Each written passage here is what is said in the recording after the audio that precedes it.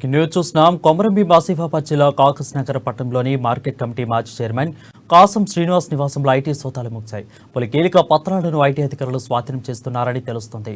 కాసం శ్రీనివాస్ ను ఐటీ అధికారులు వెంట తీసుకెళ్లడం చర్చనీయాంశంగా మారింది.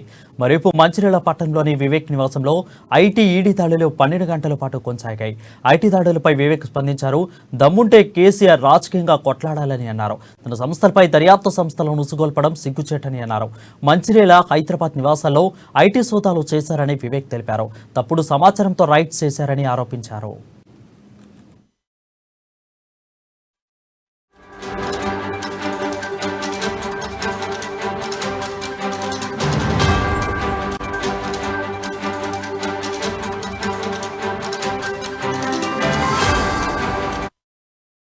బ్రేకింగ్ న్యూస్ చూస్తున్నాం. కొమరంభీం ఆసిఫాబాద్ జిల్లా కాకస్ నగర్ పట్టణంలోని మార్కెట్ కమిటీ మాజీ చైర్మన్ కాసం శ్రీనివాస్ నివాసంలో ఐటీ సోదాలు ముగిశాయి.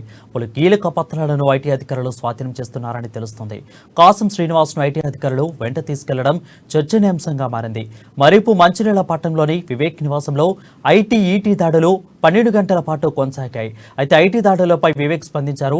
దమ్ముంటే కేసీఆర్ రాజకీయంగా కొట్లాడాలని అన్నారు. తన సంస్థలపై దర్యాప్తు సంస్థలను ఉసుగొల్పడం సిగ్గుచేటని అన్నారు. మంచిర్యాల హైదరాబాద్ నివాసాల్లో ఐటీ సోదాలు చేశారని వివేక్ తెలిపారు.